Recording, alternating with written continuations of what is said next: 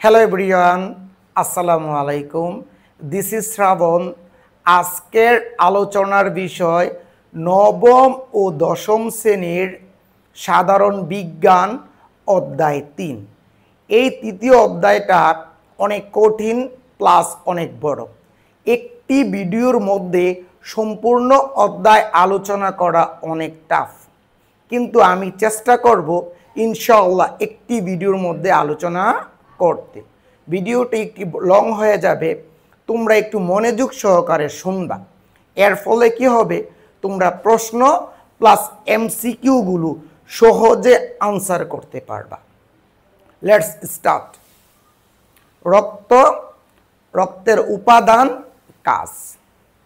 রক্ত এক ধরনের লাল বর্ণের অস্বচ্ছ, লবণাক্ত ও ক্ষারধর্মীয় তরল যোজক টিস্যু। দেখো, রক্ত কিন্তু দেখতে লাল লাল বর্ণের। অস্বচ্ছ মানে কি, রক্তটা ক্লিয়ার না, মানে পরিষ্কার না।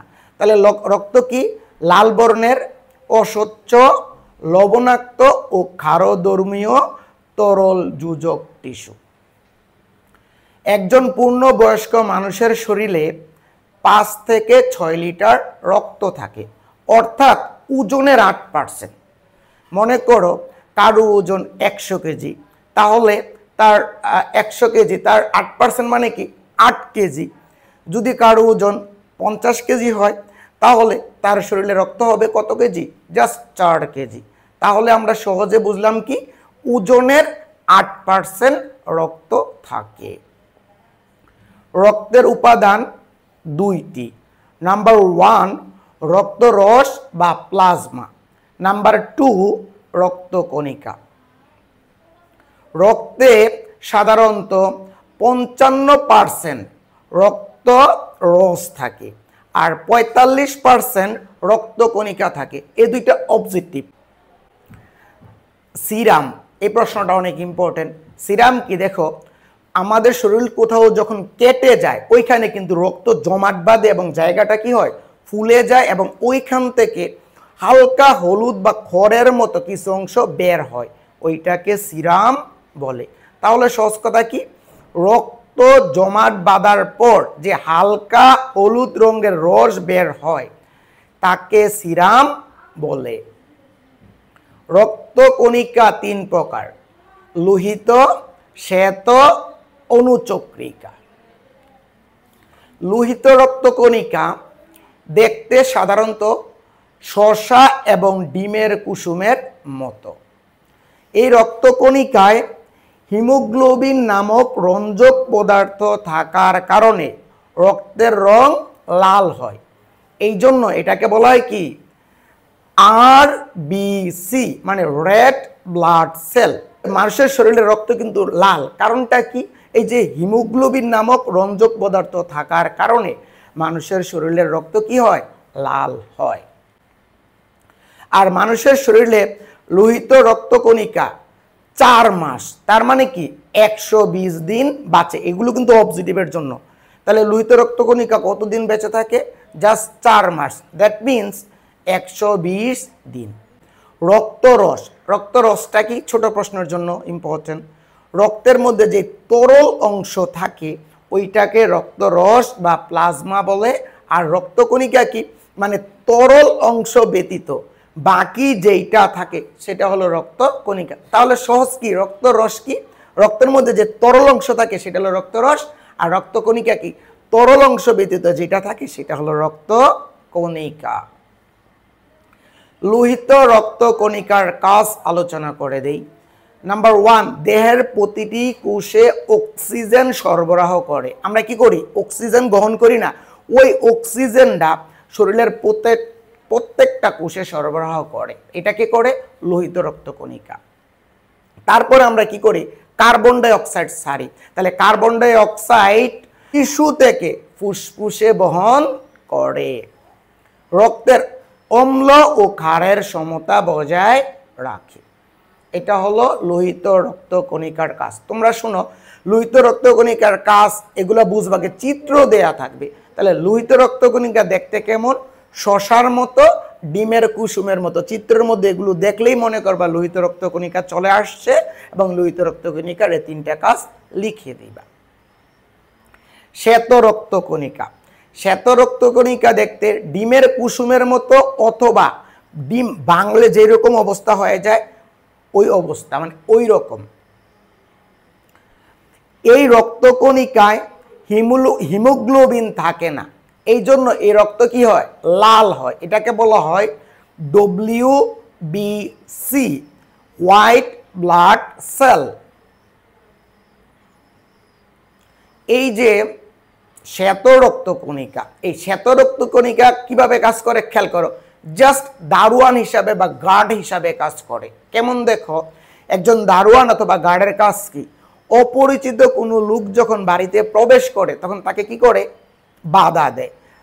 ঠিক তেমনি শ্বেত রক্তকণিকা কি করে, শরীরে কোনো ধরনের রোগ জীবাণু যখন প্রবেশ করতে চায় তখন ওই রোগ জীবাণুগুলোকে বাধা দিয়ে থাকে। এর ফলে কি হয়, শরীর দেহ নিরোগ থাকে, সুস্থ থাকে, সবল থাকে এবং রোগ প্রতিরোধ ক্ষমতা বৃদ্ধি পায়। অনুচক্রিকা দেখতে আলু এবং করোনা ভাইরাসের মতো। এই যে আলু আছে না, চোখ থাকে আলুর মধ্যে, এগুলার মতো। অনুচক্রিকা রক্তের কাজ কি, খালি রক্ত জমাট বেঁধে ফেলা। অনেক সময় অনুচক্রিকা রক্তের কি কাজ, অনুচক্রিকা কোন রক্ত জমাট বাঁধতে সাহায্য করে বা রক্ত জমাট বাঁধার কারণটা কি, এগুলা কিন্তু প্রশ্ন। অনুচক্রিকা রক্তকণিকার প্রধান কাজ কি, অর্থাৎ শরীরে কোথাও কেটে গেলে বা ছিঁড়ে গেলে ওইখান থেকে রক্ত পড়া বন্ধ করে, কারণ ওইখানে রক্ত জমাট বেঁধে যায়। যখন রক্ত জমাট বাঁধে তাহলে ওইখান থেকে কি হয়, রক্ত পড়া বন্ধ হয়ে যায়, ফলে শরীর থেকে রক্তক্ষরণ আর হয় না। যদি অনুচক্রিকা রক্তকণিকা রক্ত জমাট না বাঁধতো তাহলে আমাদের শরীরের সব রক্ত বের হয়ে যেত, মানুষ মারা যেত। তাহলে আমরা টোটাল পেলাম কি, লোহিত, শ্বেত, অনুচক্রিকা। যদি পরীক্ষায় আসে রক্তের কাজ কি, লোহিত, শ্বেত এবং অনুচক্রিকা, এই সবগুলো একত্রে লিখে দিবা, তাহলেই হয়ে যাবে। থ্যালাসেমিয়া, এটা অনেক ইম্পর্টেন্ট। এটি একটি রক্তের বংশগত রোগ। এই রোগে আক্রান্ত ব্যক্তি রক্তে হিমোগ্লোবিনের পরিমাণ কমে রক্তশূন্যতা দেখা যায়। মানে লোহিত রক্তকণিকায় কি হয়, হিমোগ্লোবিনের পরিমাণ কি হয়ে যায়, কমে যায় এবং রক্তশূন্যতা দেখা যায়। তাহলে শর্টকাটে কি, থ্যালাসেমিয়া হলো একটি রক্তের বংশগত রোগ। এই রোগে আক্রান্ত ব্যক্তি শরীরের যে লোহিত রক্তকণিকা আছে, লোহিত রক্তকণিকায় হিমোগ্লোবিনের পরিমাণ কমে যায় এবং রক্তশূন্যতা দেখা দেয়। এই রোগটি মানুষের অটোজোমে অবস্থিত প্রচ্ছন্ন জিন দ্বারা ঘটে। তাহলে এই রোগটি কি দ্বারা গঠিত, প্রচ্ছন্ন জিনের দ্বারা গঠিত। মনে রাখ অবজেক্টিভ, প্রচ্ছন্ন জিনের দ্বারা গঠিত। এটি কোথায় অবস্থিত, মানুষের অটোজোমে অবস্থিত। বাবা মা যদি এই জিন দ্বারা আক্রান্ত হয়ে থাকে তাহলে সন্তানেরও এই রোগটি হয়ে থাকে। রোগটি শিশুকালে ধরা পড়ে এবং এই রোগটি ধরা পড়ার পর 3 মাস অন্তর অন্তর, কয় মাস, 3 মাস অন্তর অন্তর ব্লাড বা রক্ত দিতে হয়। যখন বয়সটা বেড়ে যায় তখন রক্তশূন্যতাটা কমে যায়, তখন আর ব্লাড দেয়া লাগে না। অ্যাকচুয়ালি মনে রাখো, এই যে থ্যালাসেমিয়া রোগটা অনেকটাই ডেঞ্জারাস। কোনো মানুষকে যদি যার এই রোগটা হয়েছে 3 মাস পর পর যদি রক্ত না দেয়া হয় তাহলে রক্তশূন্যতায় সে মারা যায়। কারণ কি, নর্মালি জেনে নাও যে আমাদের শরীরে যে রক্তকণিকা আছে 3 মাস পর পর কিন্তু এগুলো মারা যায় এবং নতুন করে রক্ত তৈরি হয়। এই জন্য আমরা যে কোনো মানুষকে রক্ত দেয়া আমাদের জন্য অনেক উপকারী। সো তোমরা যে কোনো মানুষ বিপদে পড়লে সব সময় রক্ত দিতে চেষ্টা করবা, এতে করে তোমার শরীরটা পিউরিফাই হবে এবং আবার তোমাদের অনেক সোয়াবও হয়ে থাকবে এবং তোমার দ্বারা আরেকজনের জীবনও বেঁচে যাবে। রক্তের গ্রুপ অনেক অনেক ইম্পর্টেন্ট। একজন মানুষের রক্তের সাথে অন্য জনের রক্ত মিশানো হলে সেটি কখনো কখনো সহজে মিশে যায়, আবার কখনো কখনো কি হয়, গুচ্ছ বা জমাট বেঁধে যায়। সহজ কথা, যে কোনো মানুষের শরীরে যখন রক্ত দেয়া হয় অনেক সময় এটা সহজে মিশে যায়, আবার অনেক সময় কি হয়ে যায়, গুচ্ছ বা জমাট বেঁধে যায়। এটার কারণগুলো কেন? এই কারণগুলো জানার জন্য তোমাদেরকে কি জানতে হবে, অ্যান্টিজেন এবং অ্যান্টিবডি অনেক ইম্পর্টেন্ট। অ্যান্টিজেন এবং অ্যান্টিবডি। অ্যান্টিজেন হচ্ছে বাহির থেকে কোনো বস্তু আমাদের রক্তে প্রবেশ করলে আমাদের শরীরের নিরাপত্তা ব্যবস্থা বা ইমিউনো সিস্টেম সেটাকে শরীরের জন্য ক্ষতিকর মনে করে তাকে প্রতিরোধ করতে চায়। এটা হলো কি, অ্যান্টিজেন। সহজ কথা কি, বাহির থেকে কোনো কিছু যদি আমাদের রক্তে প্রবেশ করতে যায়, আমাদের শরীরের যে রোগ প্রতিরোধ ক্ষমতা আছে সেটা শরীরের জন্য ক্ষতিকর মনে করে বাধা দিয়ে থাকে, এটাই মূলত অ্যান্টিজেন। এখানে এখান থেকে একটি প্রশ্ন চলে আসে, ইমিউনো সিস্টেম কি? মানে ইমিউনো সিস্টেম হলো মানে নর্মালি বা প্রাকৃতিক নিয়মে আমাদের শরীরে রোগ প্রতিরোধ ক্ষমতা থাকে, এটা হলো ইমিউনো সিস্টেম। সাপোজ তোমার মাথা ব্যথা হয়েছে, সেটার জন্য তুমি নাপা খাবা। পেট ব্যথা হয়েছে বা গ্যাসের প্রবলেম হয়েছে, তুমি সার্জেল অথবা ফিনিক্স খাবা। এর ফলে কি আমাদের শরীরে যে ন্যাচারালি ইমিউনো সিস্টেম রয়েছে ওইটা কি এটার কারণে আমাদের পেট ব্যথা বা গ্যাসের সমস্যা অথবা মাথা ব্যথা চলে যায়। আর অ্যান্টিজেনকে প্রতিরোধ করার জন্য আমাদের রক্তে যে পদার্থ তৈরি হয় সেটা হচ্ছে অ্যান্টিবডি। আবার বলি, অ্যান্টিজেনকে প্রতিরোধ করার জন্য আমাদের রক্তে যে পদার্থ তৈরি হয় সেটা হচ্ছে অ্যান্টিবডি। লোহিত রক্তকণিকায় 2টি অ্যান্টিজেন এবং 2টি অ্যান্টিবডি থাকে। যে অ্যান্টিজেন এ এবং বি, ঠিক তেমনি অ্যান্টিবডিও কি হয়, এ এবং বি হয়। দেখো এখানে কিছু ইম্পর্টেন্ট কথা আমি বলে দিচ্ছি। অ্যান্টিজেন যদি এ হয় এবং তার সাথে যদি অ্যান্টিবডি এ থাকে তাহলে বিপদ। মানে সেম অ্যান্টিজেন এবং সেম অ্যান্টিবডি থাকলে কি বিপদ। আবার অ্যান্টিজেন যদি বি হয় আবার অ্যান্টিবডি যদি বি হয় তাহলে কি বিশাল প্রবলেম। সহজ কথা আমি বলে দেই, সেম অ্যান্টিজেন এবং সেম মানে একই রকম অ্যান্টিজেন এবং একই রকম অ্যান্টিবডি থাকলে ব্লাড বা রক্ত গুচ্ছ বা জমাট বেঁধে যায়।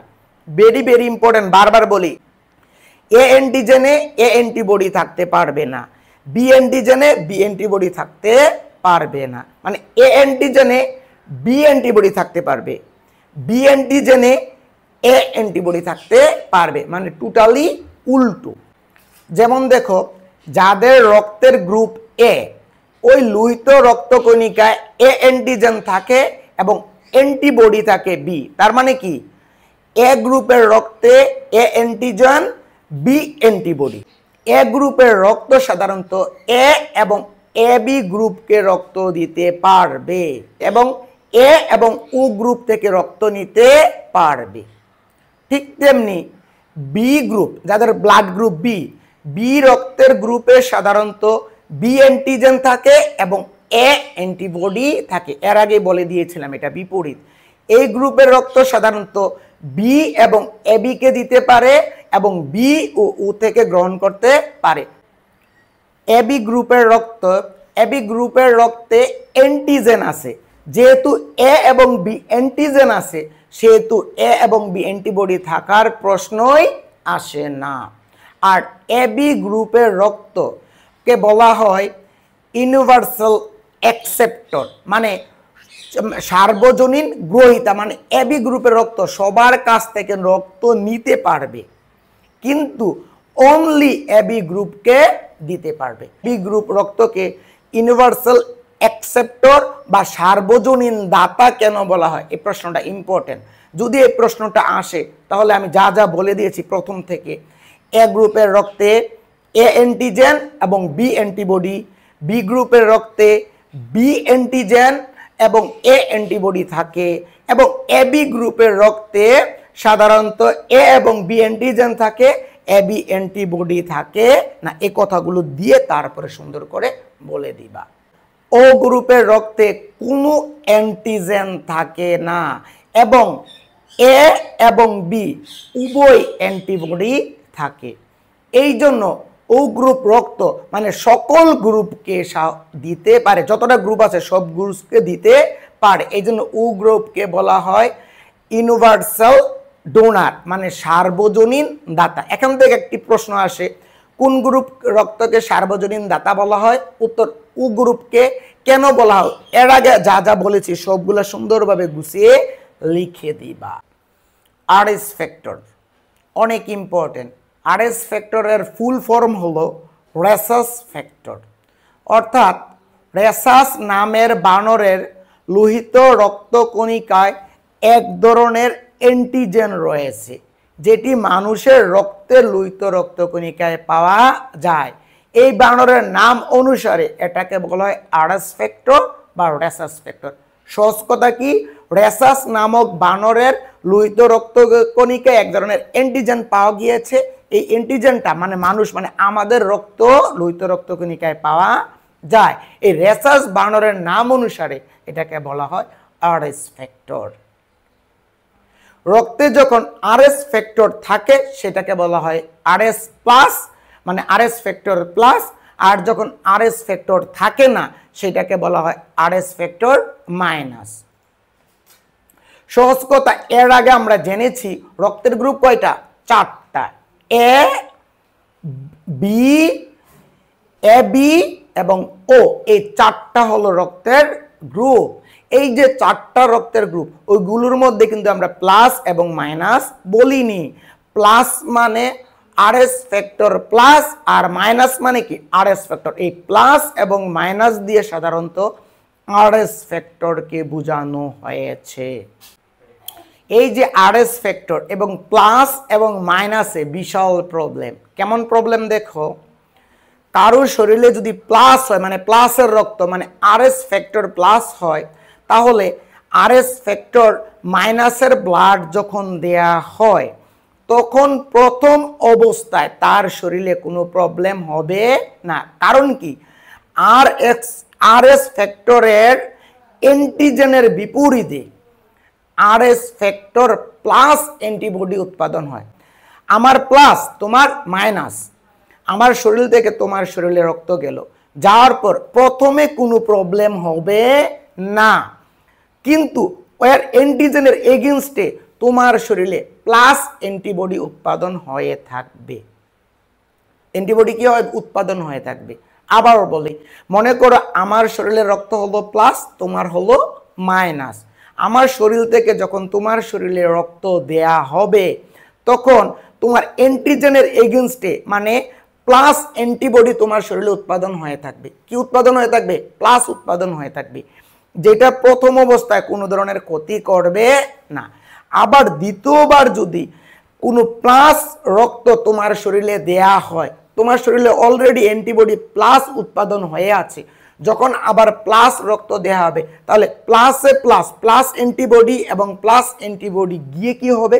শরীরে রক্ত জমাট বেঁধে ফেলবে।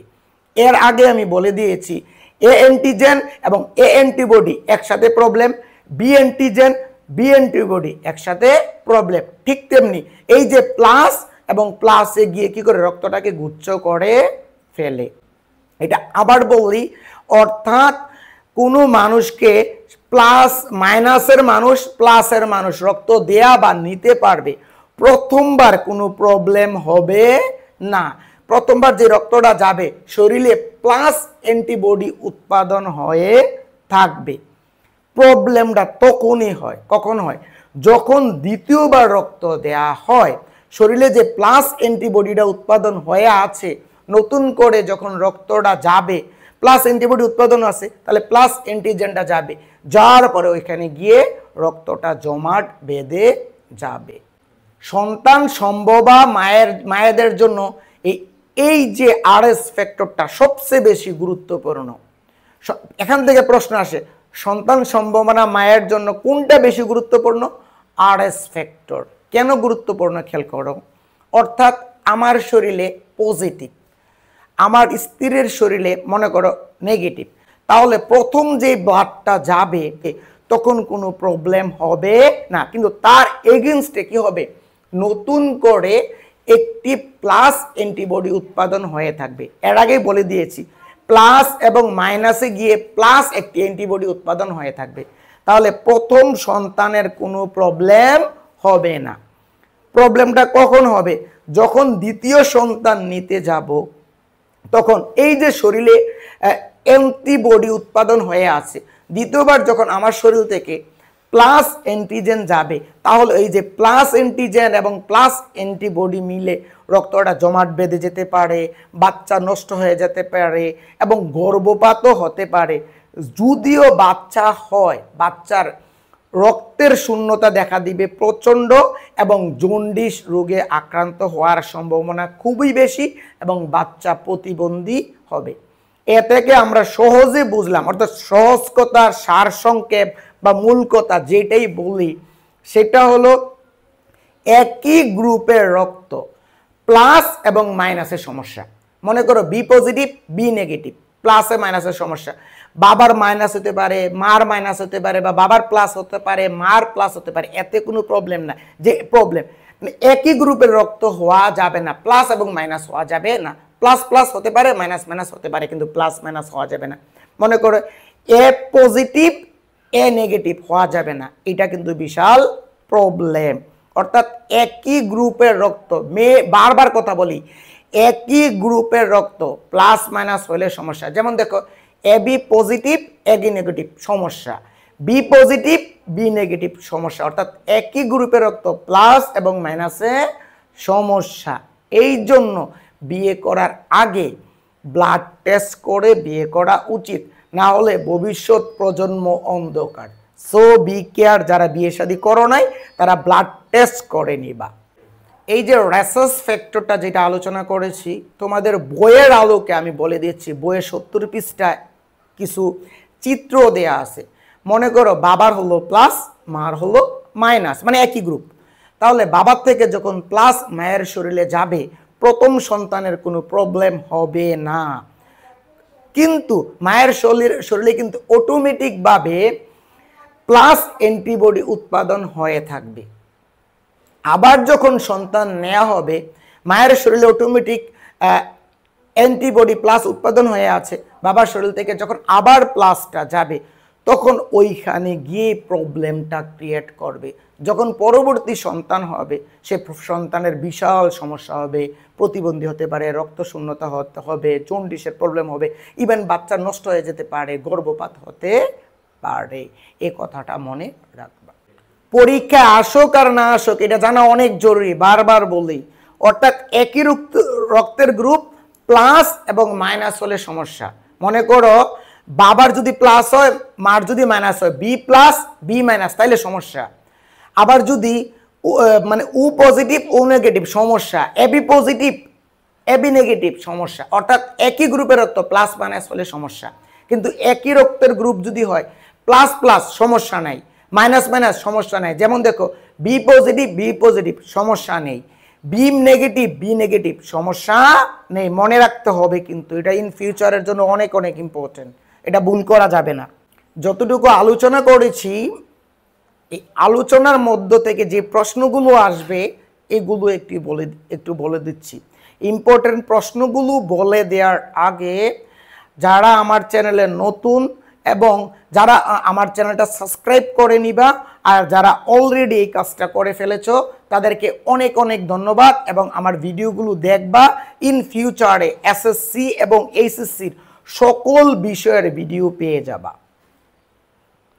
এখান থেকে প্রশ্ন আসতে পারে, রক্ত আসতে পারে, রক্ত কি, রক্তরস কি, রক্ত কণিকা কি, থ্যালাসেমিয়া কি, সিরাম কি, এগুলো থেকে প্রশ্ন আসতে পারে।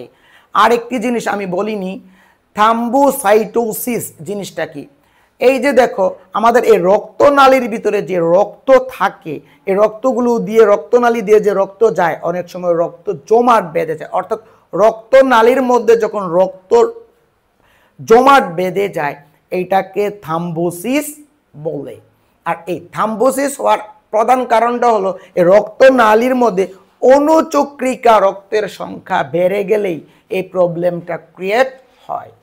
অ্যান্টিজেন অ্যান্টিবডি অনেকবার আলোচনা করে দিয়েছি, ইমিউনি সিস্টেম আলোচনা করেছি, তারপরে ইউনিভার্সাল ডোনার সার্বজনীন দাতা মানে এবি গ্রুপ, তারপরে ও গ্রুপ ইউনিভার্সাল অ্যাকসেপ্টর সার্বজনীন গ্রহীতা, তারপরে আরএস ফ্যাক্টর মহিলাদের জন্য কেন প্রযোজ্য বা বিয়ে করার আগে কেন আরএস ফ্যাক্টরটি জানা দরকার। এখান থেকে ছোট্ট একটি উদ্দীপক দিয়ে আলোচনা করে দিই। মনে করো রবিনের রক্তের গ্রুপ এ এবং সুমনের রক্তের গ্রুপ বি।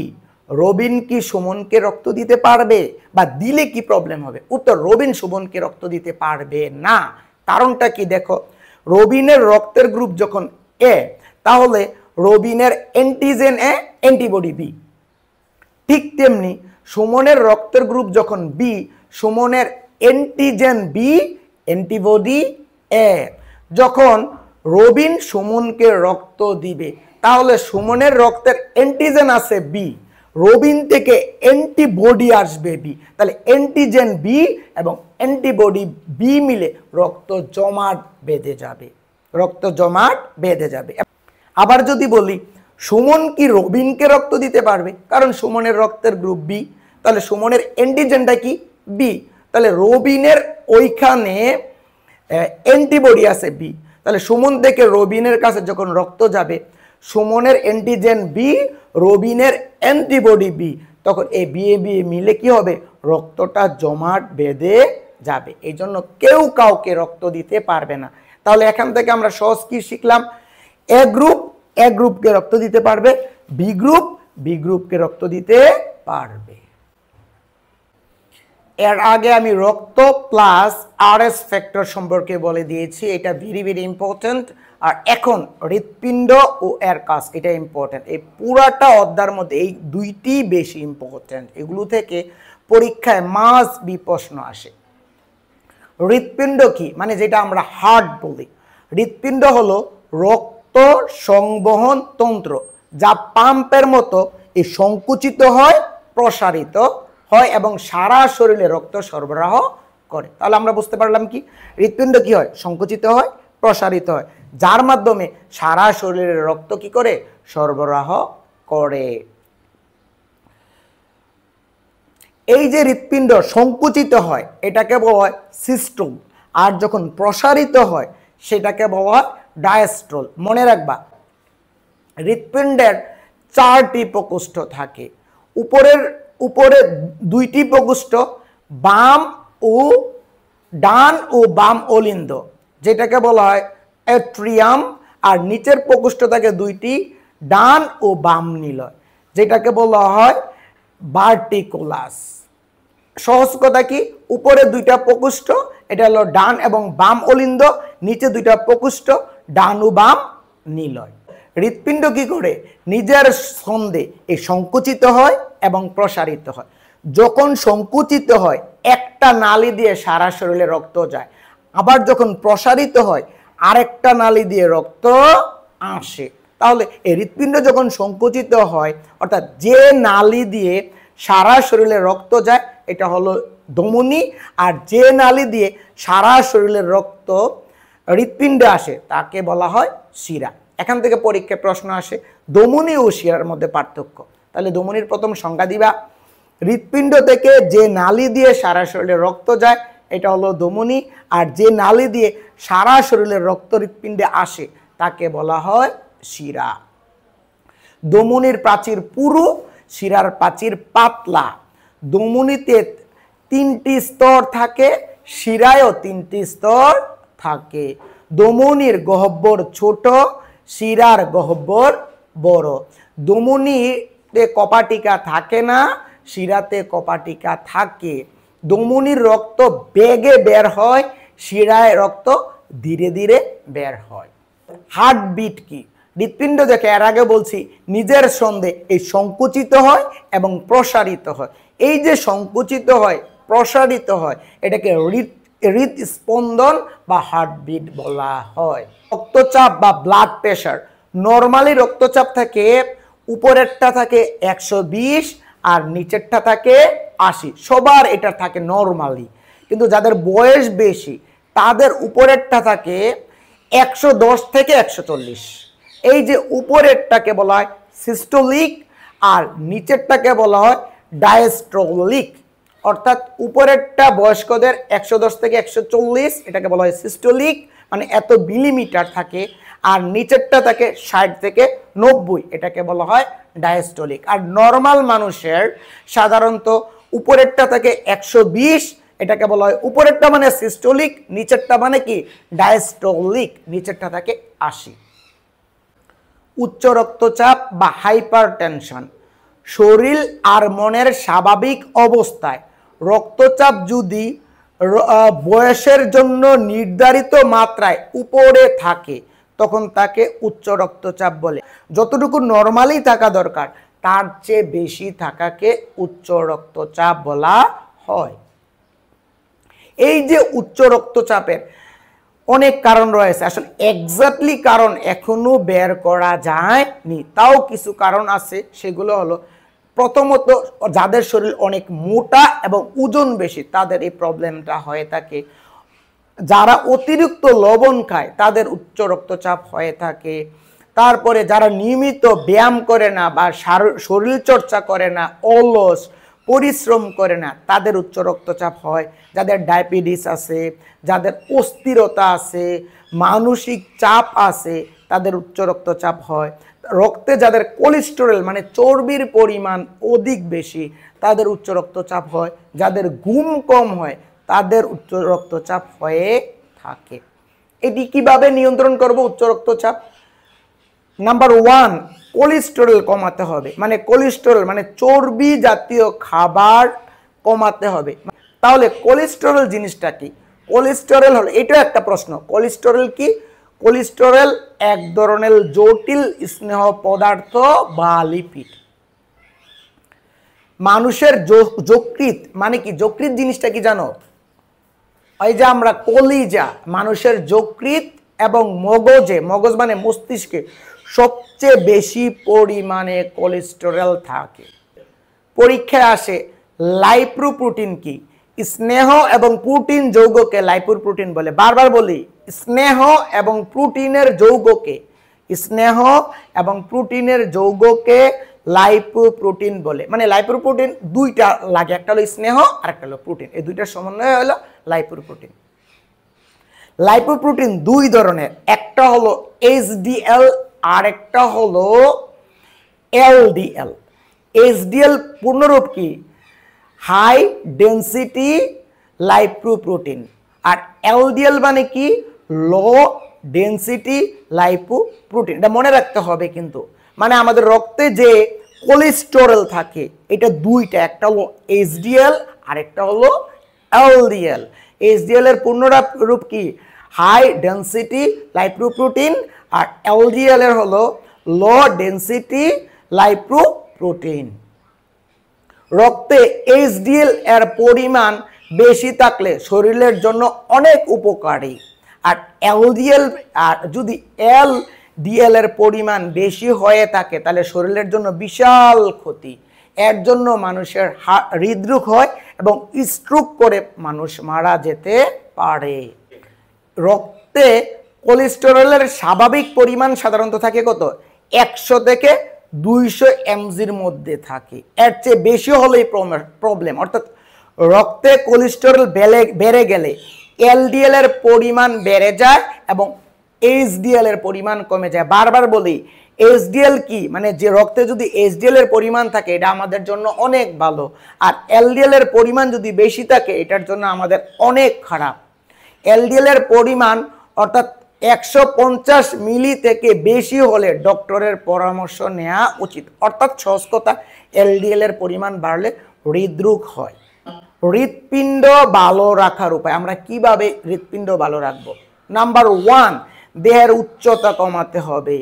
প্রাণীজ ও উদ্ভিদ প্রোটিন নিয়মিত খেতে হবে, শাকসবজি খেতে হবে, নিয়মিত ব্যায়াম করতে হবে, সামুদ্রিক মাছ বেশি করে খেতে হবে, টাটকা সবজি এবং শাক খেতে হবে। তারপরে রসুন, তেঁতুল, ভিটামিন সি, বারবার বলি রসুন, তেঁতুল, ভিটামিন সি সমৃদ্ধ ফল এবং সব ধরনের ফল খেতে হবে। ডায়াবেটিস, বহুমূত্র রোগ বা বহুমেহ রোগ, মানে ডায়াবেটিসকে বলা হয় বহুমূত্র রোগ। মানব দেহে রক্তে গ্লুকোজের স্বাভাবিক মাত্রা থেকে বেড়ে গিয়ে যেই রোগটি সৃষ্টি হয় তাকে ডায়াবেটিস বলে। মানে ডায়াবেটিস জিনিসটা কি? রক্তে গ্লুকোজের পরিমাণ বেড়ে যাওয়া। ডায়াবেটিস কি? রক্তে গ্লুকোজের পরিমাণ বেড়ে যাওয়া। এই রোগটি হলো সকল রোগের মা বাপ। এই রোগ হওয়া মানে জীবন শেষ। জীবন শেষ না, মানে এই রোগ হওয়া মানে তোমার শরীরে বিভিন্ন রোগে বাসা বাঁধবে। এই ডায়াবেটিস রোগের ফলে কি কি হতে পারে দেখো, হৃৎপিণ্ডের সমস্যা হতে পারে, কিডনির সমস্যা হয়, চোখের সমস্যা হয়, অর্থাৎ এগুলো স্বাভাবিকভাবে কাজ করে না। তারপরে উচ্চ রক্তচাপ সৃষ্টি হয়। আর এখন কথা হলো কাদের বেশি ডায়াবেটিস হয়। নাম্বার 1 হলো বংশগত, অর্থাৎ মা বাবা, ভাই বোন বা মা এবং বাবার আত্মীয় স্বজনের ডায়াবেটিস হলে তোমার ডায়াবেটিস হতে পারে। যাদের ওজন অনেক বেশি, যারা পরিশ্রমী না, অলস প্রকৃতির, তাদের ডায়াবেটিস হয়ে থাকে। যারা ব্যায়াম করে না, শরীর চর্চা করে না, সাধারণত তাদের ডায়াবেটিস হয়ে থাকে। এই যে ডায়াবেটিস হয়, ডায়াবেটিস হওয়ার লক্ষণটা কি?